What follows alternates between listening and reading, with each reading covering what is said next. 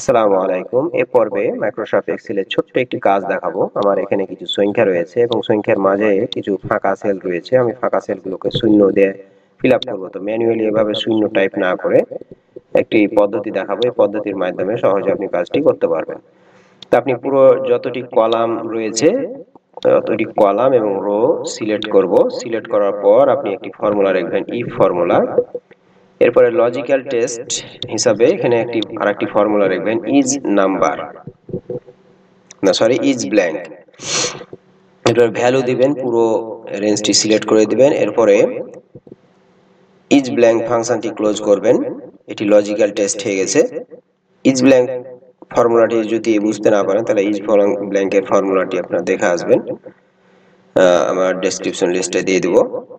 তো logical test হিসাবে আমি ইজ ব্ল্যাঙ্ক দিয়ে দিলাম। যদি এগুলো যেগুলো ব্ল্যাঙ্ক সেগুলো আমার যদি থাকে তাহলে কি হবে, ডাবল ইনভার্টেড কমা শূন্য ভ্যালু ট্রু হিসাবে আমি শূন্য দেব।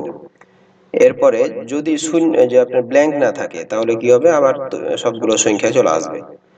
এরপরে ইফ ফাংশনটি ক্লোজ বন্ধনী ক্লোজ করবেন। এরপরে কিবোর্ড থেকে কন্ট্রোল শিফট এন্টার।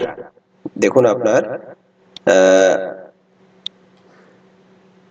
এখানে আমি একটু গোটি স্পেশালে গিয়ে, আচ্ছা যাই হোক, আপনারা দেখতে পাচ্ছেন যে এই যে যেখানে যেখানে ফাঁকা ছিল সেখানে সেখানে শূন্য দিয়ে ফিল আপ হয়ে গেল। তো এইভাবে সহজে আপনি ব্ল্যাঙ্ক সেলকে আপনার কোনো একটি চিহ্ন দিয়ে, বা শূন্য হতে পারে বা যে কোনো একটি চিহ্ন হতে পারে, আমি যদি এখানে অন্য কোনো চিহ্ন দিতাম তাহলে কিন্তু তবুও হতো।